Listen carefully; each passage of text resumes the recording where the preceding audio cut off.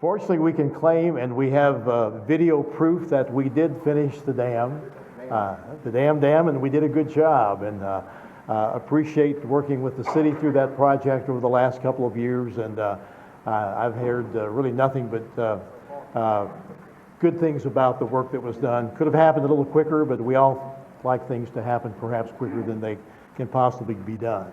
But my name is Ray Estep. I'm the sitting chair, been on the board for 3 years, and yes, I will rotate off in about an hour and a half. So that's the good news. It's kind of like my pickleball or my golf game. If we don't break anything and nobody gets hurt, it's been a good event, and that's kind of the way it's been this year. In the part of opening up the meeting, we're going to follow the agenda that you have perhaps on the seat or that you picked up as you came in. But I do think I do need to recognize some of our guests that are here, and I'll apologize now that I've missed a few of you. But from the city, Erin was here. I'm not sure where she is sitting. Looked right over you. I'm sorry to back a little bit. Sorry.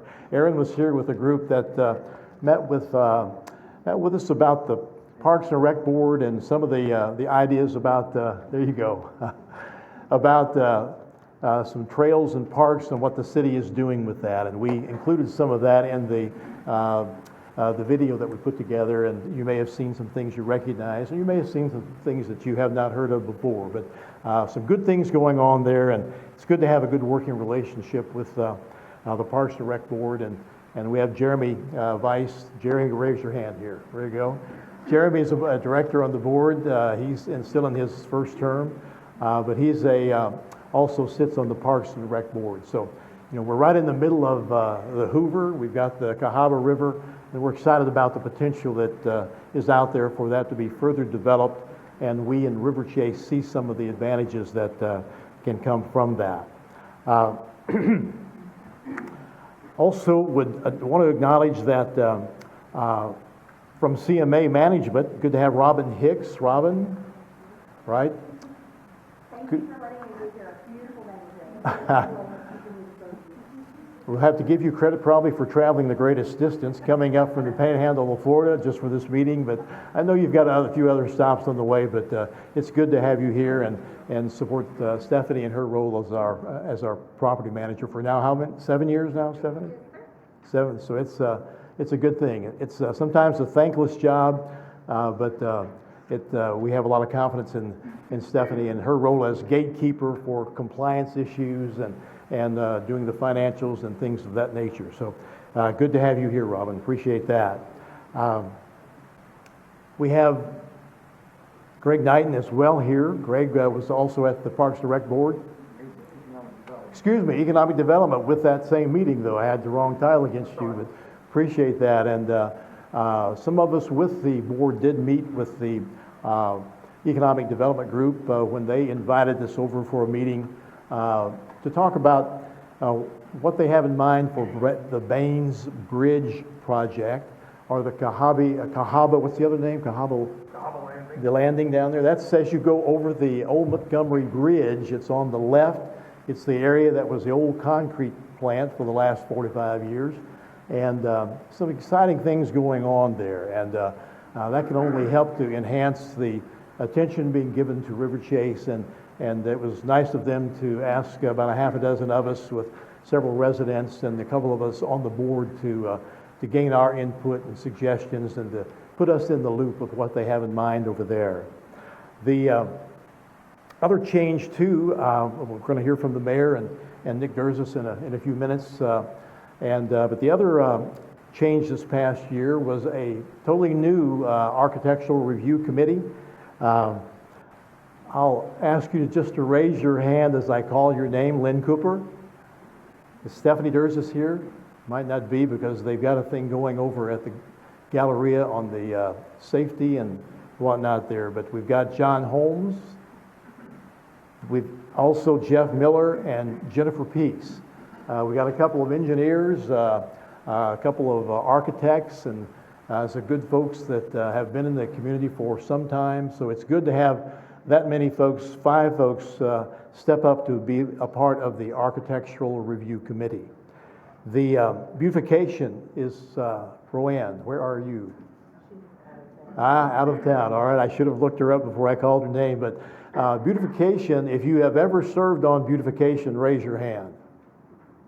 If you look around, that's a good number. 25% maybe of the group tonight that either is sitting on the beautification committee or have served there in the past. And our beautification committee does some really good things working with the sitting board. The Yard of the Month, the 4th of July parade, they're involved in that. Halloween, in terms of selecting the best decorated residential decorations that we have here. As I mentioned, the cruise through the Chase, the ornaments, registration tonight. Just they help in general compliance issues as well. Everything from street lights that go out or whatever, they will either call in the repair from that, or they will in turn let the board know if it's something of a larger concern. So we appreciate that. You know, it's if you see something, say something. You know, that helps us all solve the problems at the lowest possible level, and makes it I think work much better if we get that input. And would also use the chance to speak to Riverchase Living Magazine. This magazine, excuse me, you recognize that, all right? Got to thank Margaret for doing your work. Raise your hand there, Margaret. Appreciate your help with that, and the newsletter, which this is basically part of, and Facebook, and you know, we've had an interesting year this past year in that we now have our reactivated Facebook page. You might see that prior to the ones posted the posts in the past 4 or 5 months, that the previous posts were back in 2020. So we've got that up and going again. We took down the Riverchase Amendments website that we created, and Barry did that for us, and it was a way to, in turn, improve our communication, especially during the amendment process. At the meeting, this What's Up meeting in May of last year, we, the board, introduced about 8 things that we felt needed to be changed in our bylaws. And we started the process then. We, in turn, held a June 20th meeting where I would hesitate to say that we made a lot of progress.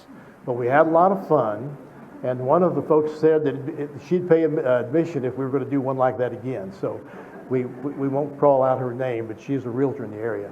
Anyway, with that, we, the board, realized that we needed to get more input on a better model, if you will, than what we were able to accomplish that night. So from that, we organized and opened up folks who wanted to come to 8 focus group meetings, 10, 12 folks at each of those, and through then from the June meeting through July, August, really August, September, we then started the focus group meetings, ran into October, and put a spreadsheet together. We took that input, and we had 6 items at the end of each of those meetings, a questionnaire. We asked that those be kind of filled out and completed. And as I said, a lot of good input. That's to the benefit of the board and future boards going forward as to how to get input from folks. And some really great ideas came out of that. So the time was well spent.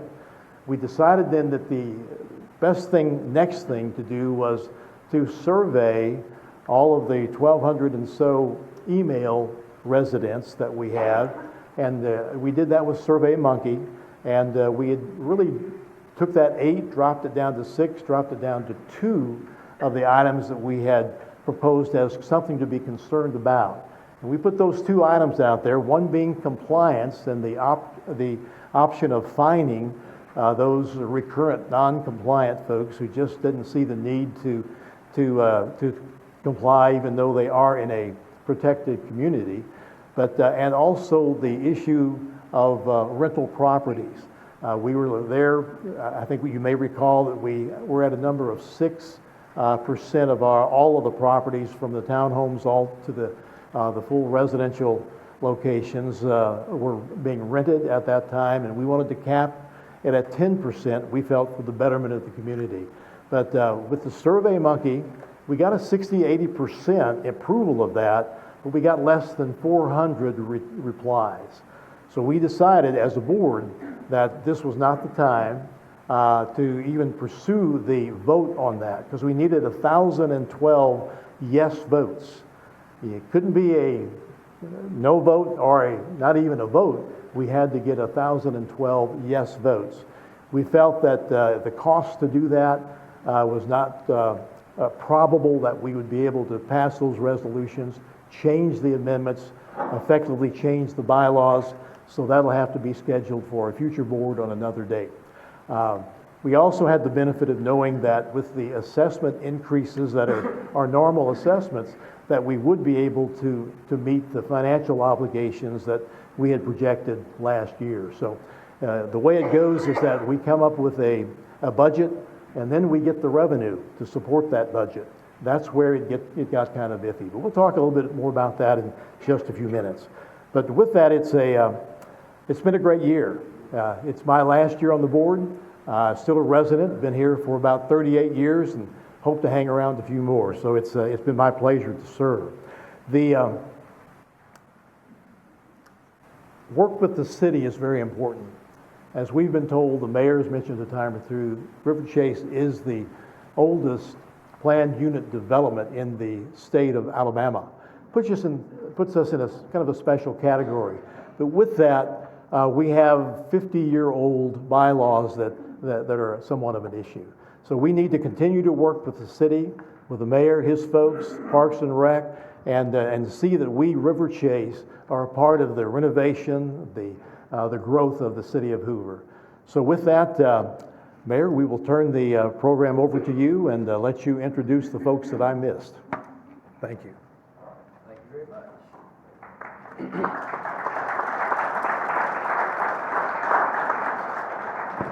Thank you. This is, let's see if I can get this set up. Can I move this at all a little bit? And who's this? Anybody need that?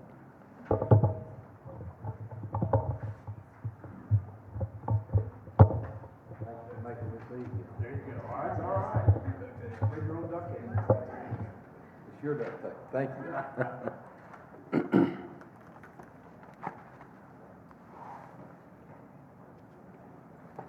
Okay, let's see if that works, kind of, sort of. Well, good evening to you, and thank you for allowing me to come back this year to speak to you. I always enjoy coming to Riverchase. I was driving through on the way down and see the dogwoods are in bloom, and just a beautiful community.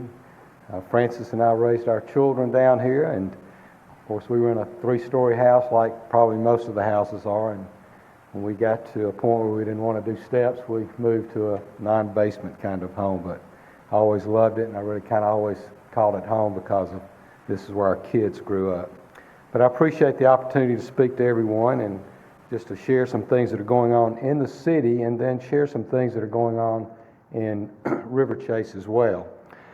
In Hoover, we pride ourselves on 2 things, and that's a strong tradition that we balance with a really effective transformation. And we hold on to those things that serve us as a secure foundation, while also using that foundation to kind of move into the future.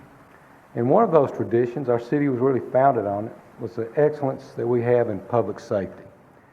Our police department, our fire department, our 911 center, all of those are outstanding parts of the city. And the city of Hoover started in the Hoover Volunteer Fire Department back in 1963, and we're proud of that and what they do. And so I think about each of those departments and what they do, and Nick will talk to you a little bit later. I think he's coming to talk about obviously the police department and crimes that are going on. But this year we saw another decrease in crime, a 9.7% decrease, and that's just outstanding. We're proud of that. Our fire department, they responded to some over 14,000 calls. They treated 10,000 patients and transported 5,000 of those patients. Our 911 center, they made over 1.4 million radio transmissions. Many of those conversations resulted in life-saving measures. They may have walked someone through how to do CPR. They may have delivered a baby or stop bleeding, just a multitude of things. So we're really proud of each and every one of them. But that strong tradition that we hold in public safety has positioned them for a real positive transformation. And one of the things that when we came in we thought was very, very important was that we knew we had good departments. We knew we had a good fire department. We knew we had a good police department, 911 center, all of those things. But we wanted we wanted others to look at us and see that did we meet the national standard? Were we really the best of the best? And so we went through an opportunity of accreditation in both our fire department and our police department. Both are now accredited agencies. One of the few in the state, and as a matter of fact, one of the few in the entire United States. So it's one thing to say, tell everybody how good you are. It's another thing to have departments larger than you from all across the country come in and evaluate everything that you do and determine whether or not you're truly an accredited agency. And we want to do that same thing for our 911 center. They are currently going through that particular accreditation as well. We are also really proud of our new station number 1 on Highway 31. Hoover Fire Department started behind Green Valley Drug.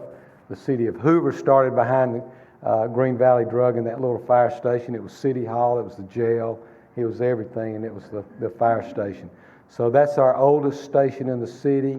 It really needs some work, and so we are now building a new fire station, number 1, right there on Highway 31 next to Salvatore's. A great location, and one of the things that when you think about fire stations, it's very difficult to move a fire station out of a neighborhood. It's very difficult to move a fire station into a neighborhood. So we were having to move this one out of a neighborhood, but the way the crow flies, that is probably 300 yards from its current location. One of the things that we're doing in the police department is with that tradition, we're a technology-driven, we're a high-tech city all across the board, and we use these drones. We have about 14 drones located throughout, not located throughout the city, but in our city that are operated by drone pilots. And this is a pretty sophisticated technology. It keeps us on cutting edge, if you will. We actually, this past year, we now have a drone that is stationed on the top of City Hall, and it has 2 certified drone pilots that can, at any moment, they can operate this from anywhere, but they actually go on duty in the afternoon, and if a call of some sort comes in or they want to patrol an area, they can launch this drone from City Hall, and so this box opens up, and out of this box rises this drone. And it can go 3 miles in any direction and get there very, very quick. And the nice thing about it, sometimes it gets there before the police officers get there. And that's good because it gives them an idea of what's going on, particularly when they're dealing with with the bad guy. And they use it a lot. And one of the interesting things about this drone is that it has a FLIR camera on that, which means in the nighttime or even in the daytime, it can seek heat. So if there's someone running through the woods or running down this golf course in the middle of the night, you wouldn't ordinarily see them. It'd be hard to find. Well, this drone now can light them up and the police officers can see it. It's so sophisticated that it can actually read tag numbers. And so that's very, very important. And it's a safety feature not only for our police department, but we use it in the fire department as well. We have large apartments, we have large homes, we have big woods fires that come in all of the time. Now we can launch this drone and it can fly out and give that incident commander an idea of what's going on, where the fire is spreading, particularly on a taller building where it's difficult to get behind it. You can fly behind it and now he can see what's going on. So we're excited about that and proud that we have that kind of technology in our city. No doubt another of the strongest assets that we have are our wonderful schools. They're just they're incredible. We have I love to visit our schools. They just I see our principals and our teachers and how they love these children and nurture them and work with them and really want them to be successful. And the thing about it, our schools, all of our schools received a 95 on their state report card. That's incredible. And I say that because of this. We have about 14,000 kids in in our school system. We have a 97% graduation rate. We also have about 35 or 40 different languages spoken in our schools, and somewhere between 25 to 30% of our kids are on free and reduced lunch. So we are a very diverse school system, and yet we run with the school system that we're compared to. We're compared to the Vestavias and the Mountain Brooks and the Homewoods, and they don't have the diversity that we have, and they're wonderful school systems. But with all of these, those are challenges for our teachers and for our principals, and they answer the call. They give these kids that opportunity to get out of that cycle of poverty, to learn English language, and to enjoy the American dream. So I'm proud of our schools and what they do, and we want to continue to be very supportive of them in any way we can. Then our neighborhoods. We're very proud of our neighborhoods. We worked hard to make sure that they are top-notch all the time. We're looking for ways to improve our neighborhoods. We have legacy zoning now that in a neighborhood that's an older neighborhood, and things have changed over 40, 50, 60 years. You take somewhere like Bluff Park that's 100 years old, where setback lines are different, patios and porches are built in a way that would violate current zoning. So we have legacy zoning that allows us to go in and relieve that homeowner of trying to meet 2025 zoning laws. And it's been really great for communities like Bluff Park, and we'll continue to work with them to make sure, and not them, but just all over the entire city. It's important that our neighborhoods are kept up, and we're very, very strict, and we enforce. Not every neighborhood has HOAs like you do, where you can enforce things, and so it's incumbent upon us to protect our neighborhoods. So one of the things that we've done is, you can't have an abandoned car just sitting in your driveway or on the side of the house, and it's not running, not working. We now have an opportunity to go in there and enforce that. If we see a home that is fallen in disrepair, we now have the ability to go in there and see what's going on. It may be a really sad situation, or it may be someone that's just abandoned the home. But if it's a sad situation, then we get churches involved, our folks get involved and try to get that remedied. We don't want to go in with that heavy hand. But we do want our neighborhoods and our homes to be kept up. And we work very, very hard doing that. In every council meeting, just about every council meeting, you'll see one or two homes on there that we've identified that need some work. And we give folks 6, 7, 8 weeks to accomplish that. So it's just important. You already have that in your HOA, and so we have that ability now in the city, and I think it's very, very good.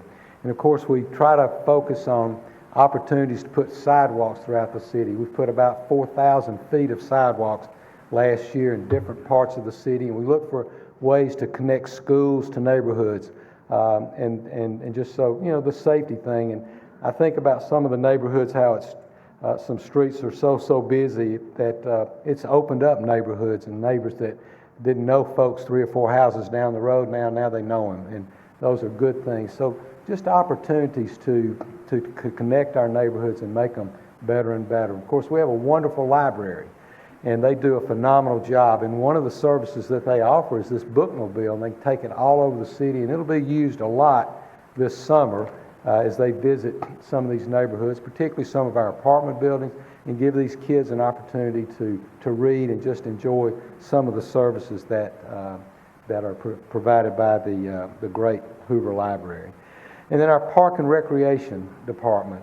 Erin is here tonight. I'm proud of her and all that she's accomplished. She's been here with us in a long time with the city, but in terms of the director of our Park and Rec now, 3 years. And just done a phenomenal job, just really transformed what was going on in the Park and Rec. I'm proud of all of that. We work closely with our park board to make sure that the things that they think are very, very important, and there are a couple of members here tonight on the park board, maybe 3 members here tonight. Y'all want to stand up and let them see who they are? Who's the park board member? These are y'all's neighbors, in case you don't know. Yeah, there we go. But they serve on our park board, and we work with them hand in hand, making sure that we are addressing the needs. And we've done a lot of things, a number of major accomplishments in 2024, including new parking, more additional parking benches. We sodded a lot of the different parks, new fresh sod, great landscaping at Russet Woods. We did a whole new revamp down there. We've got a canoe launch now at Fleming Park. We have a new structure we renovated our Hoover Randall Homes and Gardens, which is up on Tyler Road, it's where the papers for incorporation of the city of Hoover took place. So now that's a part of our city. You can see it up there on the top right, and that's the back of it on the bottom. But just a really, really phenomenal facility. And then the Hoover, we took, Lock Haven Park.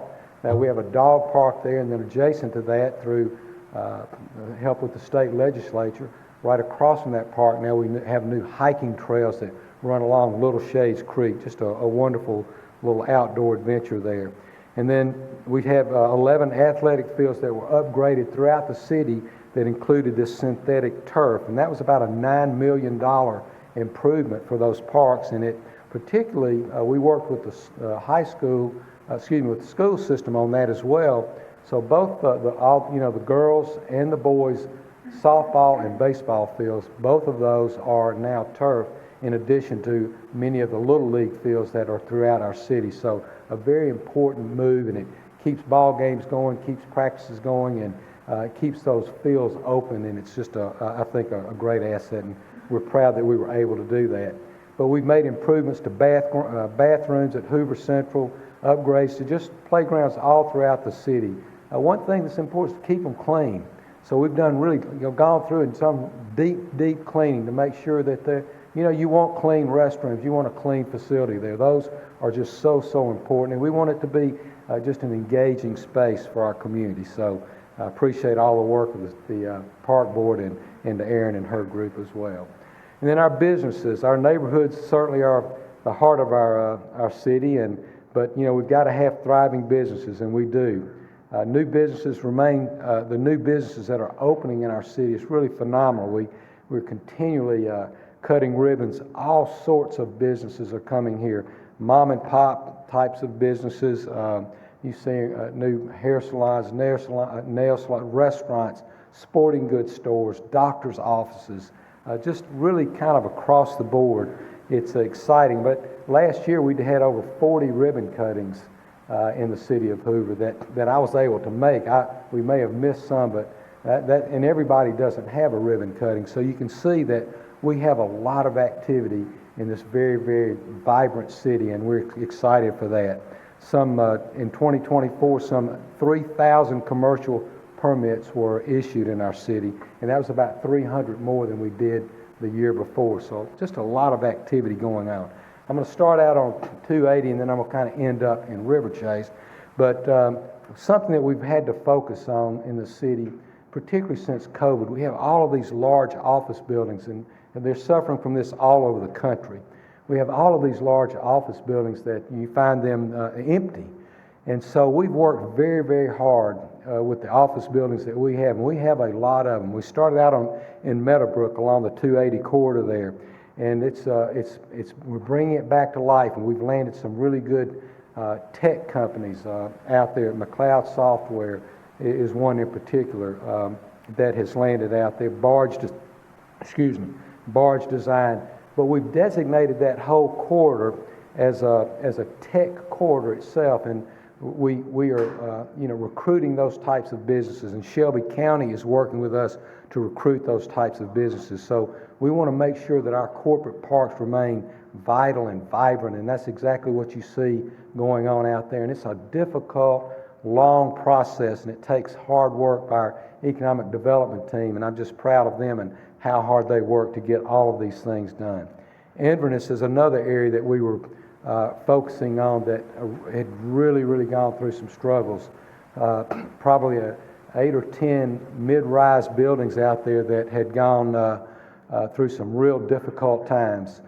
They were especially having difficulty with their HOA meeting some of the needs that need to be done there, taking care of just cutting the grass, just abandoning. Some of their buildings had been abandoned for 10 years. We had 3 big buildings out there that were occupied by Southern Company Services they were gone for empty for 8 years. So we had an individual come in and bought those 3 buildings, and now he's revitalizing that entire area. He's building a commercial and residential mixture there that will bring that entire campus up as well. So it took the city intervening and working very, very hard with developers and owners to bring that area back to life, and it's just really been phenomenal. And we landed a really cool company, I think, and that's Bassmasters. They are moving, the headquarters for Bassmasters now is in Hoover, Alabama. So I'm excited about that, and we look forward to others as well moving into our city. And then moving back on this side of town, the Hoover Met opened it up in 1988, and it's really been a cornerstone of the growth of our city and some of the things that are going on out there. You know, the Birmingham Barons started out there, and it was really exciting. You saw people like Bo Jackson and Michael Jordan and all of those folks playing. It was a great area to be in. And then one day they move and they go downtown. Well, it was actually the best thing that ever happened to Hoover, and it was the best thing that ever happened to Birmingham. You think about where the field is downtown now. That area is totally revitalized. It's really a vibrant area, and we want Birmingham to thrive, and they're doing well. And you think about where the Hoover Met is now, and that area is just transformed, and it's a wonderful, wonderful, wonderful part of not just Hoover, but the entire metro area. It's bringing people from all over the Southeastern Conference and all over the United States to that part of town for all different kinds of ball games and different types of events. But the SEC tournament obviously is the one that is just very important to us, and we work so hard with the SEC. And I may have gotten it. Did I get ahead? We worked very, very hard with the SEC and Commissioner Sankey to keep the SEC baseball tournament here. Let me tell you, every city every city in the Southeastern Conference wants the SEC baseball tournament. Every one of them. Arlington offered the SEC $2 million a year to move to Arlington. And so we got with the commissioner and the SEC and said, all right, what do we need to do? What is it we do? You know, we do a lot of things right, but the stadium just wasn't. We couldn't match up to what the Auburns and the Alabamas and Arlingtons were doing. We've got an old stadium, so we had to retrofit that. So we said, look, we've got $23 million that we will invest in this stadium. What do you want to do? And so we essentially turned it over to them. They worked with us. We worked with our leaders to see what they needed done. And so we modernized the locker rooms. We put a new media room in, repaved the parking lot, upgraded the lighting, redesigned the main entrance. All of these things. We put in new seats so that you'll have chair backs all over the seating all over that stadium now. We refreshed the concourses, painting new floor, new siding, or new painted floors, new lighting, improvements in concessions, just give it a little more modern, cleaner feel. And those things are really important. And then we're going to, on the third base side, we got a third base club suite, and this will be an additional corporate hospitality that will, those are the types of things that they want to see to keep that tournament here. So we're excited that absolutely they love Hoover. The thing that they can't capture anywhere else is the hospitality that we give them here. We roll out the red carpet for them. In Arlington, in Memphis, in Nashville, this would just be another big event. But in Hoover, Alabama, it is a huge event for us, and we focus on it. One of the things that happened, I'll tell you about that. Last summer, we set a record for attendance at the SEC baseball tournament. 180,000 people came through, and it was hot as a firecracker out there. Well, look, one day we got low on water, and we were close to being out of water. So Aaron told me about it. I called up my friend at Costco. I said, Sharuk, we need 5,000 bottles of water.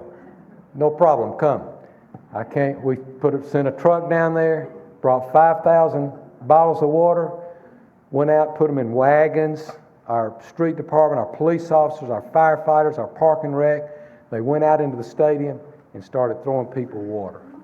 And so the next thing I did, I went upstairs and I went to Commissioner Sankey's wife and I said, hey, I just want to show you, we ran out of water. I said, y'all are doing it? Y'all are giving water out like this place? She said, there's no place like Hoover. Y'all just do it right. So we do those little things that are important that you're not going to get that in a big city. And the other thing that we have so many of our citizens volunteer out there. They greet people from all over the country that come to this event, and they tell them about Hoover, Alabama, and they're excited about it. So anyhow, I'll skip over that, but I'm just really happy that the SEC is going to be here. And that whole complex out there with the Finley Center and the baseball fields, combined with what the SEC brings in here, it's almost 1 million people a year come to that particular area. So I'm grateful for that. I'll move on into Riverchase now, into the National Computer Forensic Institute, another thing that we're very proud of right at our Public Safety Center. You've probably heard me talk about it. It's the only facility like this in the country, and it's run by the Secret Service, and they bring in police officers, district attorneys, judges of all sorts, and all new Secret Service agents have to come to Hoover, Alabama, and they spend anywhere from 1 week to 5 weeks going through training courses that teach them how to take information off of your telephone or anything that leaves a digital footprint. It teaches them how to take that information and make a case and turn it over to a prosecutor who can prosecute it, and then a judge that can understand what's going on. I mean, you can imagine a judge that's been there for 40, 50 years, and they tell them about how they can prove that the person was here because of his telephone, and so they need those connections. And so you'll have, sitting in City Hall in the classes at the NCFI, you'll have a New York City police officer sitting next to a police officer from Hoover, Alabama, or even smaller. It's just really a remarkable facility. So we got a $24 million grant to expand that. Right now, as I said, I may have said, we have about 5,000 of these students come every year. So they want to expand that to 10,000 students a year. So we got a grant from the federal government, and we're building that. We should release that out sometime in the fall to start building that building, and it will really be an incredible premier place that's in the city of Hoover that trains law enforcement and officials from all over the country, something that we can be very proud of, and I'm very proud that we have it in our city as well. Another big project that we've got going on is Exit 9 off of Interstate 459, just something, that part of town is really growing. Everly, 2,500 homes being built out there. Of course, all the things that are going on in Stadium Trace, Black Ridge, Abington, Trace Crossings, all of the different businesses are going on. It's just, it's becoming a little more difficult to maneuver down there. So we were able to get the the Alabama Department of Transportation. We've got a $120 million interchange going in that is right there at South Shadescrest Road and 459. And that will relieve traffic all the way on Highway 150 from the current exit that you see there at Stadium Trace all the way to Morgan Road. But it'll also relieve traffic coming out of Ross Bridge. They will be able to go directly, come down Ross Bridge, go directly across Highway 150 and enter into the interchange. The same way with South Shadescrest Road, they'll be able to do the same thing. So it's something that takes a long time to do. It was on the boards 10 years ago. For some reason, the city chose not to do it. We are doing it now. It costs us twice as much as a result. But it's something we had to do, and we're excited about it, and it's going to make life better for so many, many of our citizens. And then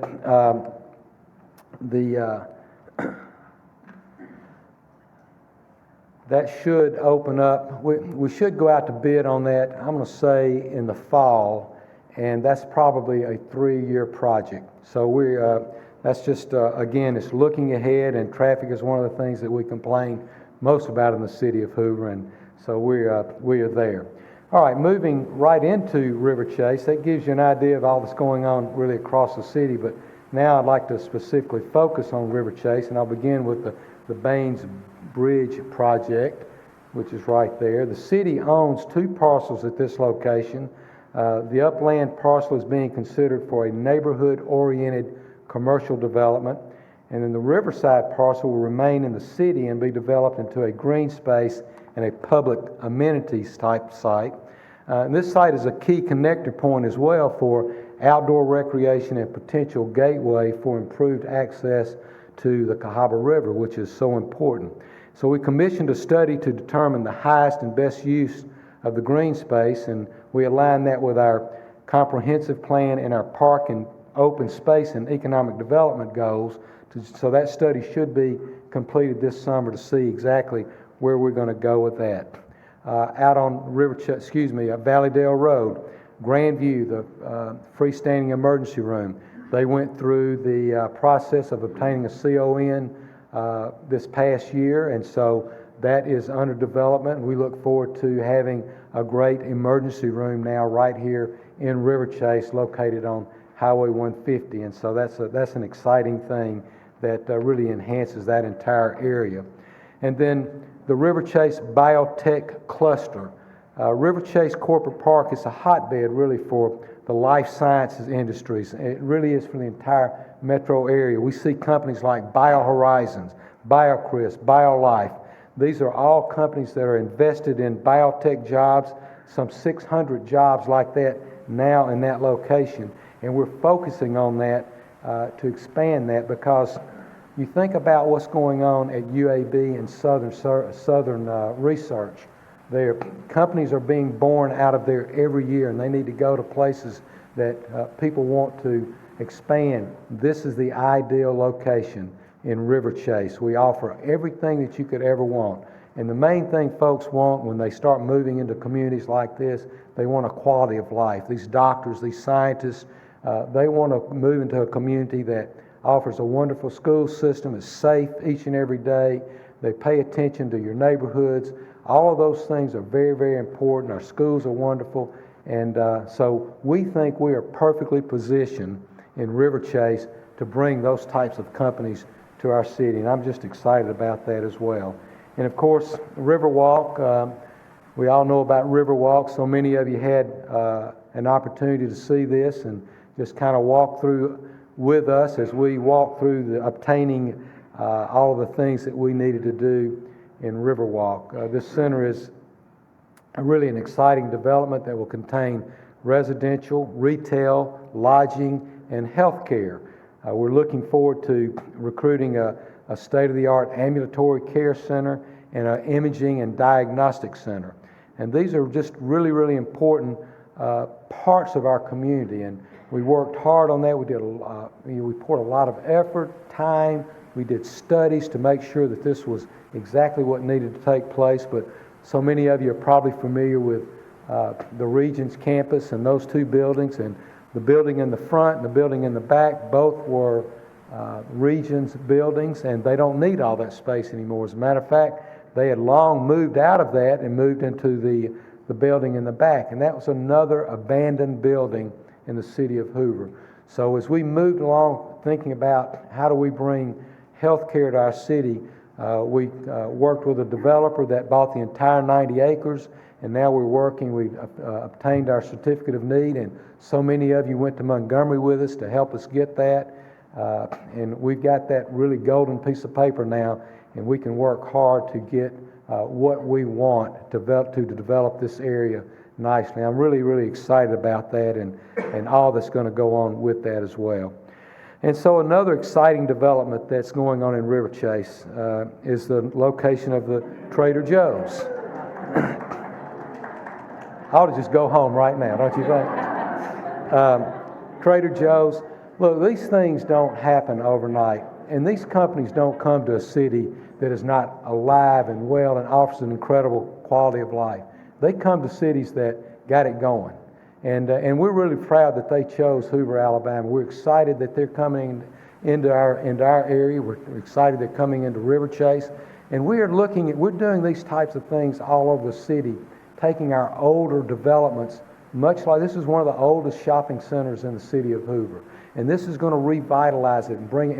And when a company comes in like that, we have an opportunity to do some changing the landscape, just bringing everything up to kind of a nicer, more of a modern look. And we did it here in Riverchase. We had a lot of success in Bluff Park with the same thing going on up there. They got a new Piggly Wiggly, just really transform that area. So those are the things that we work on really, really hard every day to get those types of developments in our city. And so, yes, we all cannot wait, and I think by summertime we'll be buying some $2 chuck there for $3.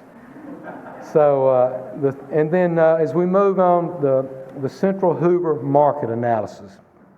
I wanted to give you a little update on the Central Hoover market study, or the Galleria redevelopment study as it's commonly referred to.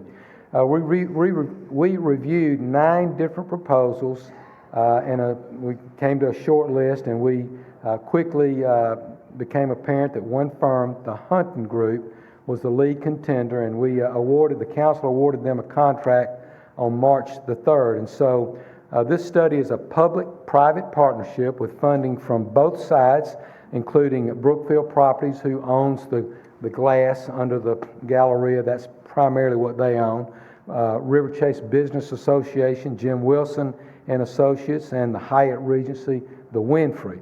And so the study will be data-driven, and it will provide the following deliverables: a market context analysis, a residential market assessment, a hospitality market assessment, a retail market assessment, an entertainment and mixed-use assessment, and a final report and strategic recommendations. Now, the thing about it, we know that retail is changing. Every shopping center in America, from California to New York City and everything in between, businesses are closing. They're going bankrupt. Things are just changing.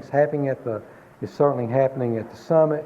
It's happening at the Galleria. But the Galleria is really enjoying a revitalization. They're doing very, very well. One of the best they've done probably in the last 10 years. But the things that are going on there, we have this incredible sports tourism market now. I told you about the nearly 1 million people that come through Stadium Trace each year. Well, they want to, they have an hour or two. They want to come up. They go to the Galleria and shop. They go all over our city. But it's really enjoying that type of atmosphere. I got a report from the manager the other day. They have 3 new businesses coming in, national businesses coming in. One of the businesses down there is expanding, moving it up to around 10,000 square feet. So it's doing, they're working on it. Now, where is it going? That's what this study is going to tell us. So we're being proactive. It's doing well now, but what does it look like down the road? What's going to keep it vibrant? So until the folks that own these businesses want to do something, you really can't do a whole lot. It's up to them. So we're excited that they are involved in it. They own hundreds of malls across the country, they may have them international, I'm not sure. But to bring them to the table and now have them focused on our mall is very, very important, and I'm excited of what that may bring. And then the Galleria Boulevard extension from Chick-fil-A over to Old Montgomery Highway. What's the sign say that you go through there? What's the guy? He's got his own sign up there. What is it? Ashley Furniture Cut Through. So that is a Jefferson County project. They are working on right-of-way acquisition, and they anticipate authorizing the utility phase later this summer. And then the proposed Riverchase Trail extension, that the paved greenway is a half-mile loop, and this woodland trail development would more than double the distance available for park visitors to utilize. The trail connection would allow residents of nearby neighborhoods to access those trails and greenways without getting in your car, and that's something that we want to happen. The trail expansion is crucial. It's a part of the Baines Bridge project, Chase Lake Park, and the potential River Point Park development. So trails along the Cahaba River are relatively flat trails in many of our other parks, and like Moss Rock Preserve. So we want these trails to be more hiking friendly, as you say. You ready? Okay, you told me to talk a long time, so I was going. I'm almost done. You did a good job, you're All right there. all right, I'm almost done. You want me to stop? I can stop. Wrap it up. Okay, so, the last thing is,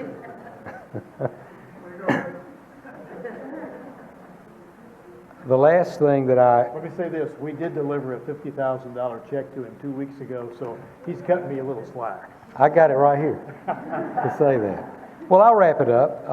One of the things that's really a problem in Riverchase is the Riverchase Village. We have that flooding there, and we are involved in a great deal of litigation. We're trying very, very hard to come to a point of how we get that fixed with some type of cooperative agreement. So I'm looking forward to that. And then just to end on an upbeat, Miss Hoover became Miss Alabama, and now Miss Alabama became Miss America. So we're proud to have Abby as our own Miss America. And this is my last thing, but I think someone has talked to me about it, and I think it's important that I bring it up. And it's not a happy note, but the Riverchase sewer system, we have some challenges there. We owe about $17 million on it. We probably need to borrow another $17 to $25 million on it in Inverness. So we've got to make some business decisions about that. I've been talking to the council for about a year. We've put some things before them, but we've got to make some decisions. But let me just say, nothing's been decided. Before we do anything, we will have a meeting like this and come in and let's kind of share where we are, what our thoughts are, and to get your thoughts as well. I really can't answer any questions about it that would really help you tonight, but I just wanted to not be in a position in a month or 2 months if this subject comes up and you say the mayor was here and didn't say a word about it. So I want you to know that we are looking at it. Thank you very much, and I appreciate that. Thank you, Mayor. Appreciate it.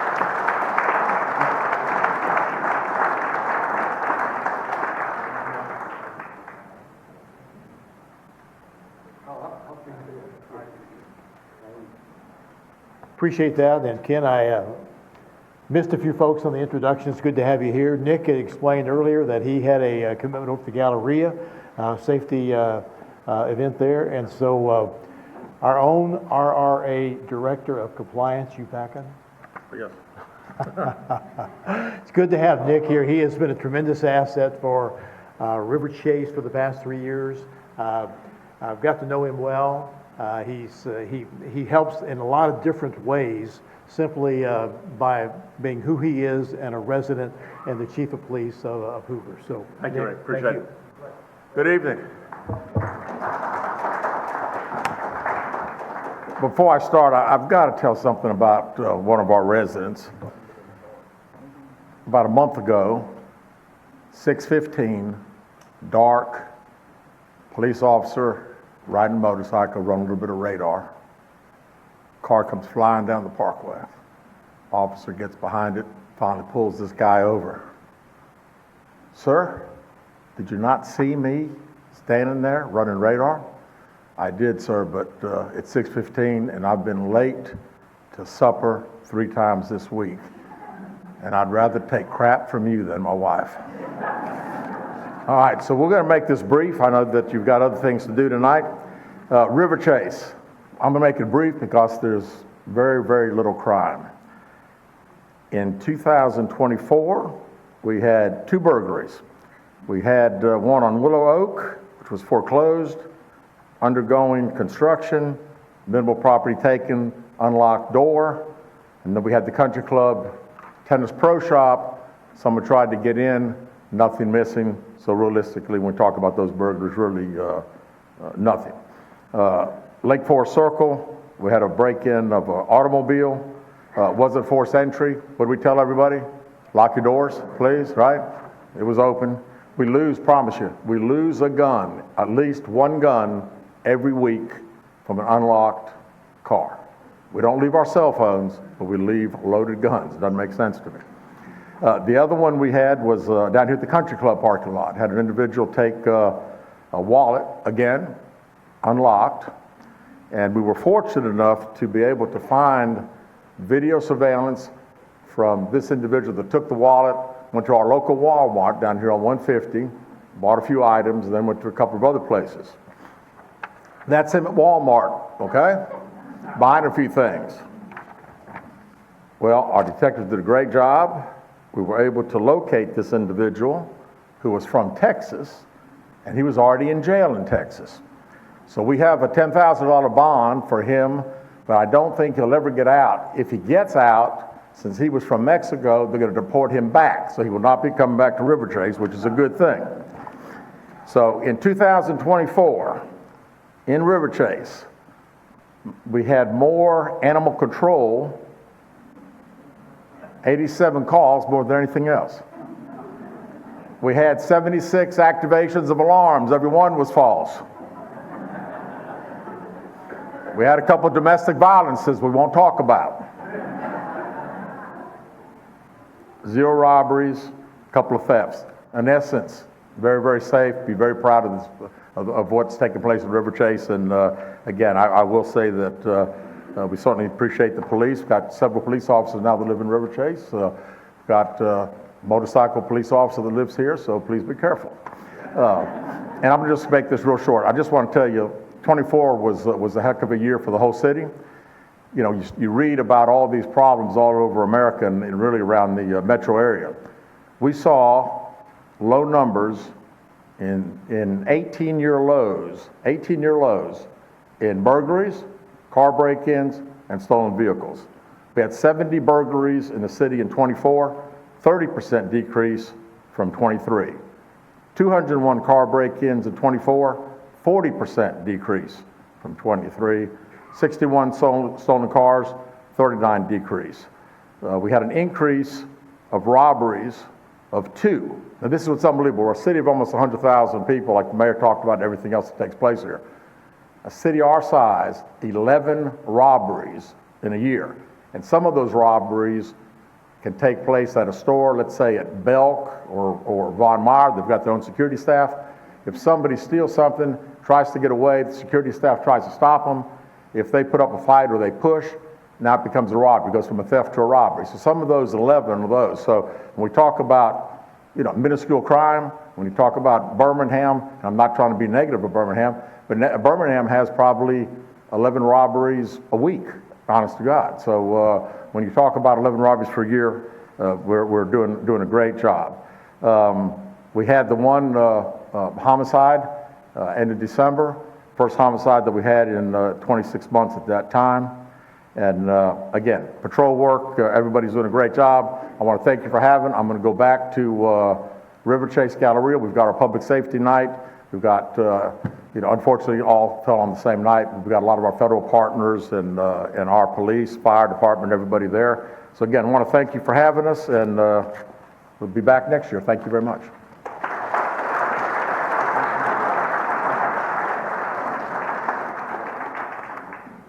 Thank you, Nick. Appreciate that. Mayor and your group understand schedules get pretty tight this time of the year. Lexi, are you in? There we go. Okay. While Lexi's coming up, if you didn't notice, the club's in a considerable renovation. The reason we had this meeting last year in May was because this room was totally a mess. It's good that we have a facility like this to meet, to use, and me personally, I think they do a wonderful job. So tell us, and by the way, the transition was 24 to 25, and now you're supposed to talk about the future and all the good things happening. Well, I look like Alexi, don't I? I think so. My name's Don. I'm the GM here. I've been here since June. I just kind of wanted to come up and say hello. I know most of you. A lot of people in the room, and the ones I don't know, I hope to know you soon. So the club has gone through, since purchase, kind of an extraordinary experience, right? Heritage, who is the company that we're owned by, we've invested about $7 million into this facility and in the club. Improvements on the golf course, pool, inside the clubhouse, and then we're rounding out a big renovation of our downstairs dining, which should be ready for about the beginning of June. That's about $1.5 million spent in there. It's going to be gorgeous, and hopefully takes away some business from everybody else in the market, right? So that's our goal. So I think we're in an interesting place where we're a symbiotic community, right? The club doesn't survive without the neighborhood doesn't survive without the club. And I know through the years there's been past, right? And the past is the greatest thing because that's in the rear view. and the windshield looks pretty good. So what I'd like to do is just kind of extend an olive branch to everybody, have you come up. If you haven't toured the facility in a while or seen it, please be a part of it. We're trying to lean into more neighborhood events, so we improved the Santa brunch this year, and then we're offering a play day for any Riverchase resident. I think it's April 28th. Thank you, Lexi, for saving me again. 28th, where if you're not a member of the club, please come and experience the golf course. You live here, you should be able to see what it's all about. And then as we go through the year, about once a quarter, we're going to do a neighborhood event where we'll post on the Facebook or the other pages, and we appreciate when you come out and just kind of check us out. So I'm being quick today to get us kind of back on track, but just wanted to come say hello, introduce myself, because I probably wave at all of you as I'm driving down the parkway every day, and look forward to seeing you around. Thank you very much.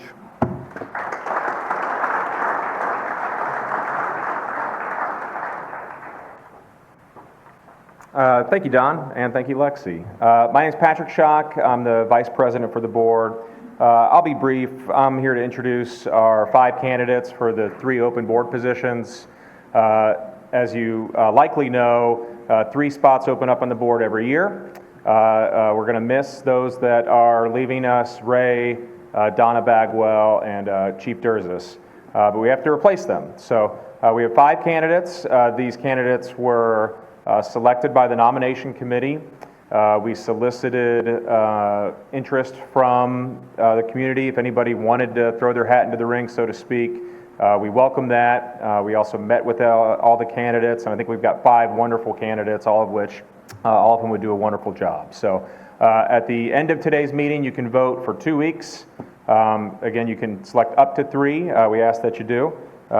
Each of them is going to speak for a couple minutes. And first up, we have Jesse Goodyear.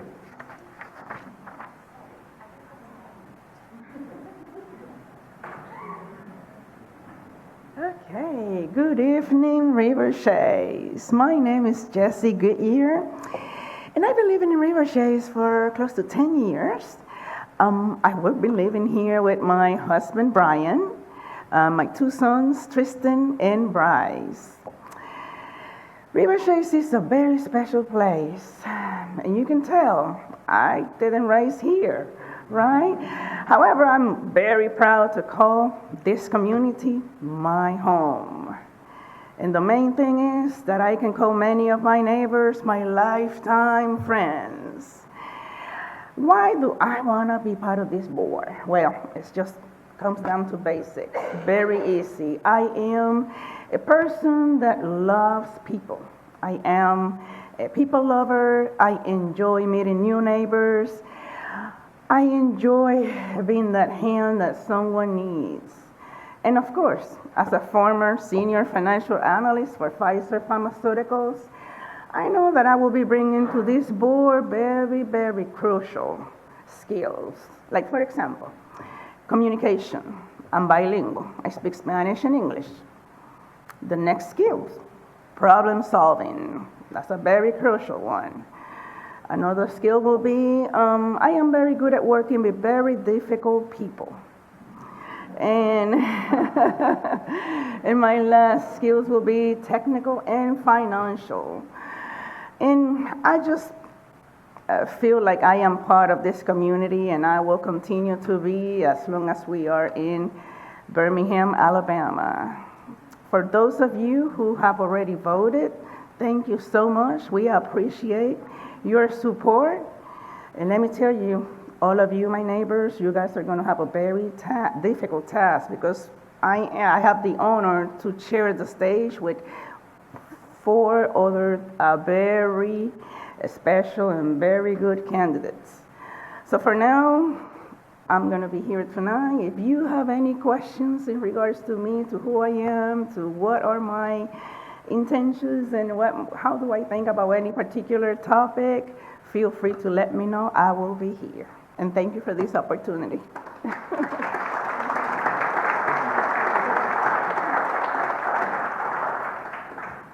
Thanks for that, Jesse. I'm happy to report that there are no difficult people in Riverchase, though, so you won't get to put that skill to use. Okay, next up we have John Gordy.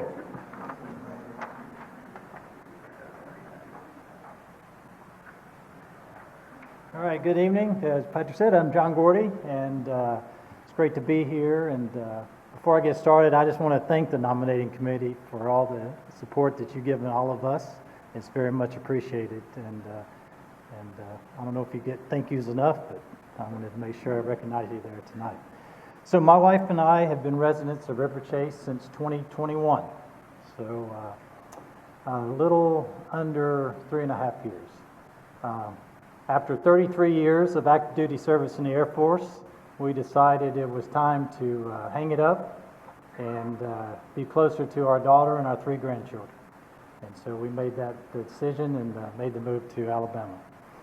So as we led up to retirement, you can imagine we had to look at a lot of neighborhoods and a lot of houses, and we did that, but something just always brought us kind of back to Riverchase. And I think Riverchase was a perfect fit, and we both agreed that this was probably the premier community in the greater Birmingham area. And so we pulled the trigger and we made it happen. And actually, we bought our house a year before I even retired. That's how much we love Riverchase. And we wanted to make sure that we had a house to come to after that retirement ceremony. Also joined the club a year before he retired as well to make sure I could do some golf when I was down here house hunting. So, but all that was good. In those 33 years, we did 17 moves. So you can imagine we've seen a lot of different neighborhoods and met a lot of different people. And I think that's one of the things that will enable me to be a productive board member is I will bring a unique perspective to the community. Because we've seen a lot of things done well and a lot of things done not so well. And so using those lessons learned, we can make some positive change there.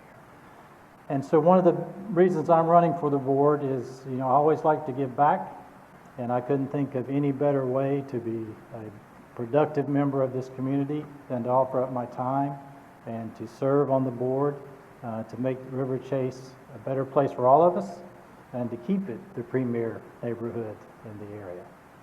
Some skills, obviously 33 years in the military, retired general officer. I've commanded at multiple levels. I've commanded multiple wings. If you're not familiar with a wing, it's basically a base like a small city. We have our fire, our police, our public works, medical, and yes, we have community housing, residential neighborhoods. Some of it was government owned, some of it was privatized. So as a commander at that level, you spend a lot of time dealing with residential issues, city issues, and working outside the base with community leaders to bring about change and ensure that your residents have a safe and productive place to live. As an Air Force aviator, I understand compliance, and compliance is always a big part of being on an HOA board. But I also understand that flexibility is important. So when dealing with those types of issues that come up in HOAs, I'd like to think that I have the experience and some of the capabilities to balance that flexibility and compliance to make sure we get positive outcomes for those concerned. Not only just the resident with the issue, but the community at large. So in short, to keep the time frame moving, leadership, problem solving, communication, I think this team up here all has that. So it's going to be hard to differentiate that. But all I would like to say to you is we might be the newbies on the block, but we have fully invested ourselves into this community. I was proud to have served for 33 years, and if elected, I will be equally proud to serve a board member for you for the next 2 or 3 years. So thank you very much.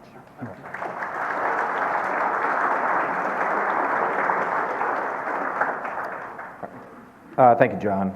Drennan Morrison.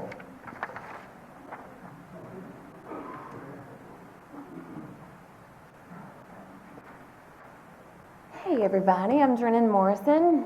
I have lived in this neighborhood since I was 2 years old. I hope nobody's good at math. That's 37 years that I've lived in this neighborhood.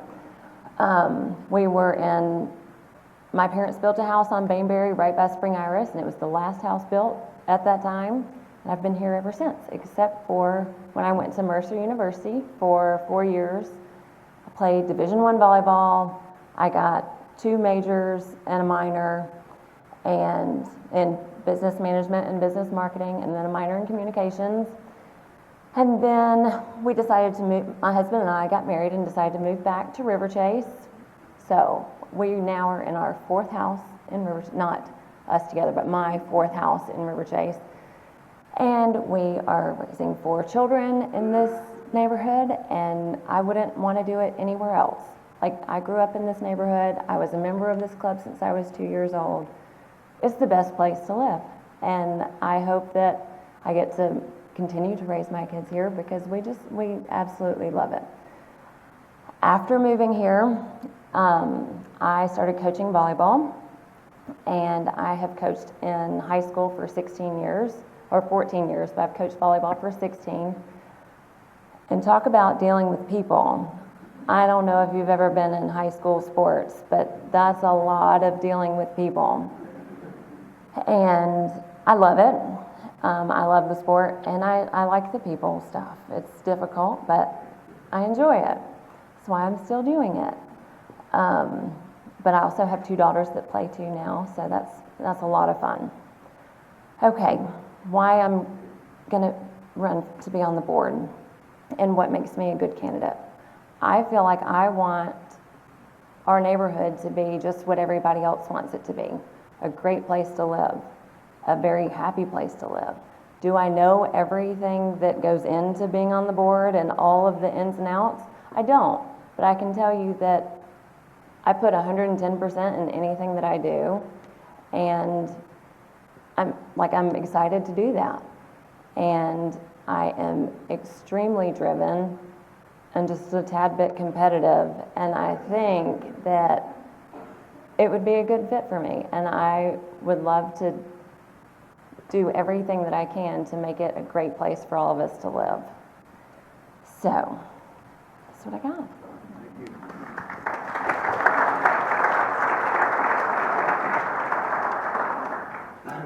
Thank you, Drennan. Next up, we have James Kilgore.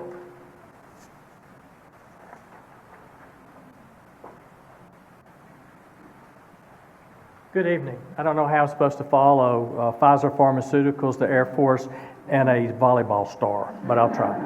So my wife and I have lived here for almost 40 years. Twyla is with me tonight, and we love this community. We raised our children here, and I retired about 6 years ago, as she did, from UAB, the university that ate Birmingham, and I served in a lot of roles there, patient care, research, which I did a lot of work in developing drugs as well as vaccines, and then ran one of the departments there.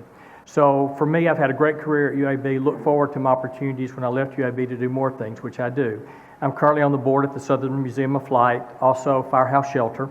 I currently am on the board at UAB, on the executive board, the Alumni Society, as well as on the School of Health Professions. I work with nursing, health professions, and all the allied health professions. I'm also the medical director of the Community of Hope Health Clinic, where I serve on the board in Pelham, which is the Shelby County Indigent Clinic. And then I also work with Shelby County on their security for the airport, where I kept my airplane and flew for many years. So growing up in this community and enjoying this community, as Ray alluded to, being here 38 years, we're a mature community. And driving over here tonight, I look around, there's a lot of young couples with children.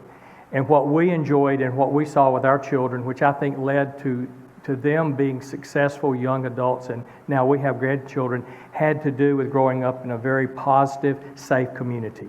And that's what we have. And I think just like with the club, the amenities we have, all that's going on with development, we want to continue that. But we also want to look and see what the younger couples coming in with their children, what they want. And hopefully we can continue to have that growth in our community, because I think Riverchase is a very important part of Hoover. I mean, with our mayor, our police chief, who will be our former maybe police chief and mayor in the future. I'm glad I didn't sit between them. But, it's great to have people in our community that want to be part of this. So I appreciate the opportunity to run for the board. I want to support our community to do a lot of things. I know for me, I'm not afraid of the internet. I'm not afraid of Facebook. I will engage you if you want to. I believe in openness. I believe in getting everybody's input because I think it's important for our community. So I'm not very intimidated if you get mad at me on Facebook. And people ask me many times, and I'll leave with this, what are the things that keep us here? Why do I not want to leave Riverchase? And I said, well, there's three things. 1 minute, I'm 10 minutes from Publix, I'm 10 minutes from my church, and I'm 10 minutes from Home Depot.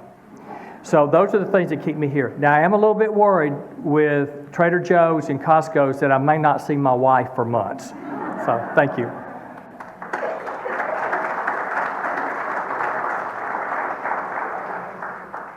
All right, thank you, James. And then last, Joseph Weber.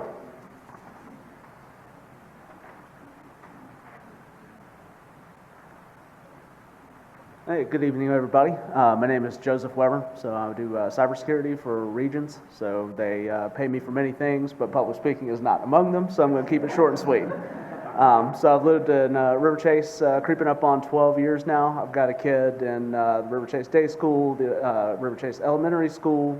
My parents live here. I've got relatives here. I work right across the street in the data center. So to say that I'm invested in the Riverchase ecosystem is a little bit of an understatement.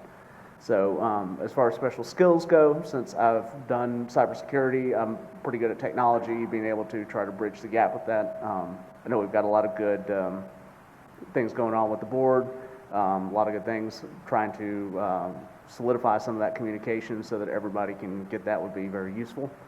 I've had to work a lot with the various stakeholders for the bank over the years, so I'm used to a little bit of back and forth so that everybody kind of gets what they need to make everything great. So I'm very invested and want to make sure that what has been done so far continues to move forward and put my own stamp on it. So thank you.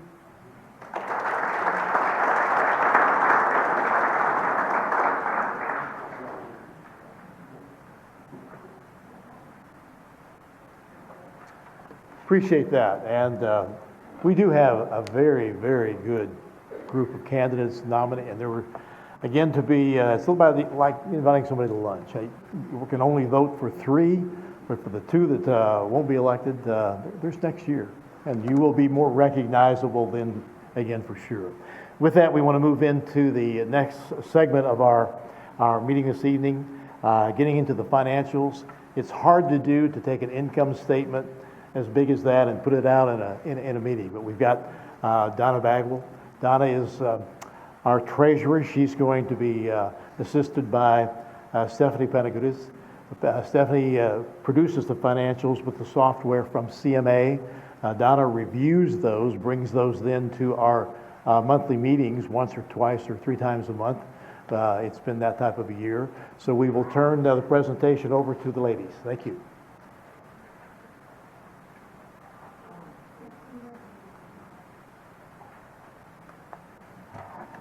So it is really hard to follow all you very qualified people with something boring like financial statements, but we will make it short and sweet. First of all, I think you all, if you've ever been here before, know that we are a zero-based, we do a zero-based budget, meaning we plan the amount we're going to bring in and we spend it down to the penny. So that we allot in the beginning of the year the amount of income and all the expenses down to 0. If y'all can read this, last year our total income was right at $560,000, and the expenses, let me get my glasses on. Yeah, sorry about that. We're just shy of $560,000, which resulted in our net income of $1,878, which means we spent the money as we planned. We always make sure that we have reserves, and we know that we've had the reserve for the repair to the dam. We've made 2 of 3 $50,000 payments to the city. We have 1 left to go. When that is made, our budget opens up by $50,000. Let's see. I'm sorry. Yes, next slide, please.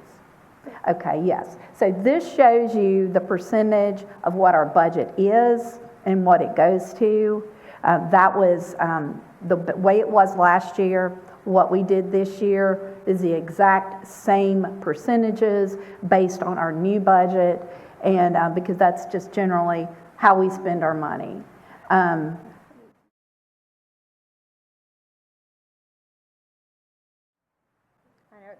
Yeah, I know I can't see it over here.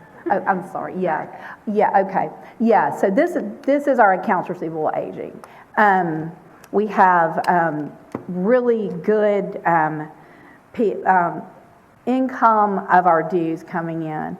We have, if you'll see the 0 to 30 days, the predominant amount is about 3 to 4 different residents, and it's been around for, gosh, about a decade. So Yeah. where you see the big blue, the over 90 delinquent, those are homes that have been delinquent for a very, very long time. So the overall picture is that the current delinquency is a very small amount. People pay. There's a few that haven't paid for a long time, which is why the number looks as big as it does. And they are in legal, and we are working to collect that. And you can see, well, you probably can't see on here, but, I'm sorry. Thought I was loud enough. But you can see also the attorney's fees on here. Well, again, you probably can't actually see that, but that is money that's allocated towards our efforts to collect from those few homeowners that haven't paid. And we're talking about haven't paid in a very long time. So we take efforts if you don't pay, and so this just shows an overall cap of that. So I'm sorry. This is the one I was referring to. So, so this is our $560,000 planned budget. Those are the segmented amounts on a percentage basis of the budget, and that's how it was spent in 2024, similar to 2023. Moving forward in 2025, it will be spent in the same percentages of total income.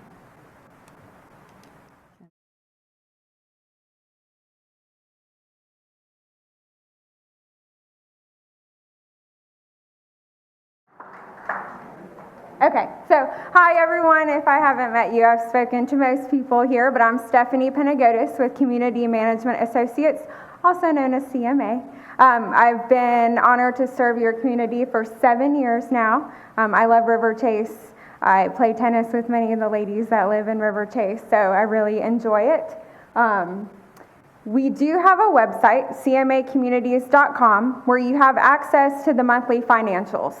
So we try to be as transparent as possible. You can see the budgets, you can see financials going all the way back from when we started managing you, sorry, I'm freezing, in 2018. If you need help accessing that website, give me a call, shoot me an email. My business cards are in the front. You can get with me before I leave this evening, and I'd be more than happy to help you. There's a ton of information there, and I know it's intimidating trying to learn another system when we all use so many different systems, but once you get in there, it's pretty user-friendly. So I just wanted to take a few minutes just to remind you that we have that. We also have you can go to the next one, Barry. Thank you. I thought the slide was there. That's okay. You have your Live in Riverchase website as well. That also has a lot of the same information. Your governing documents, your architectural review form. It's not going to have your financials, but it's going to have your newsletters. So both websites really do offer a lot of information, so we just want to remind you that they're there. And if you ever need help accessing either of them, just let me know. I'm happy to help. And again, thank you for allowing me to service you for the last 7 years.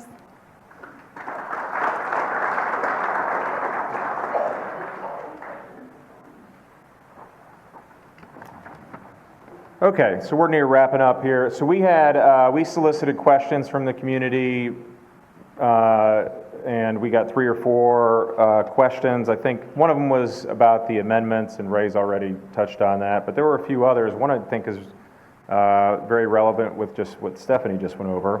The first question, can you send us a link or an email that is easy and friendly to open for old folks that explains financial data? And I don't know if I'm an old folk or not, but I think that that's a great idea. So this is, I think, a very good use of this sort of back and forth with the community and the board. The financial data is all there on the CMA website, but it can be hard to get. So, we got this question. I just talked informally with some of the members of the board today. Maybe for those email addresses that we have, maybe we can send out the financials quarterly or monthly or what have you. So I appreciate that question. Great question. We will take it up at our next meeting to figure out an efficient way to likely put that in place. We had a couple other questions. One is about the lake, fishing privileges for Riverchase residents at the lake. Sorry to be the bearer of bad news, but the lake belongs to the country club, and so they're the ones that have rights to determine who can fish and who can't. So that's nothing that the RRA has any control over. But wonderful idea, but unfortunately it's not something that we can help with. And then there was another question, again, this one's directed at the country club. I think really, can you make pickleball, social, pool, racket, tennis club available at lower cost, basically? I think that they should do that too. I would be in favor of that. So Don and Lexi, if you're around, please make that happen. But again, that's not something for us. Lexi, I'm sure, would be happy to talk to you about it. So those are the questions that we have. Of course, if you all have questions going forward, we're always happy to talk to you. We're trying to work on communicating better. We have some email addresses for some of you. We have some, not everybody likes to get emails. Some people prefer to get things in the mail. And so that's something we're working through. But you can always reach out to us. And to the extent that we're able, we'll answer your question. If we don't know, which sometimes we don't, because we are volunteers, this is not our full-time job, and then we can go find out and hopefully address that for you. Before we wrap up, I would like to say many thanks. First, I want to thank the outgoing board members. Again, I identified Ray, Estep, Donna Bagwell, and Chief Nick Durzis. Thank you all so much for your work. This is a volunteer job. We put a lot of time into this, and all three of them, I think, really did a wonderful job serving the community, and I thank all of you. And I've really enjoyed getting to know you all as well. So thank you all. And I think, yeah, go ahead. Yeah, so this is just looks like a frame that we all signed for you, Ray. So thank you. We can, hopefully you'll put something better here in the middle. And we do want to thank Ray, because I don't think you realize what a full-time commitment it is that he's put in for this year, and he's done a great job. And so let's give him a hand for...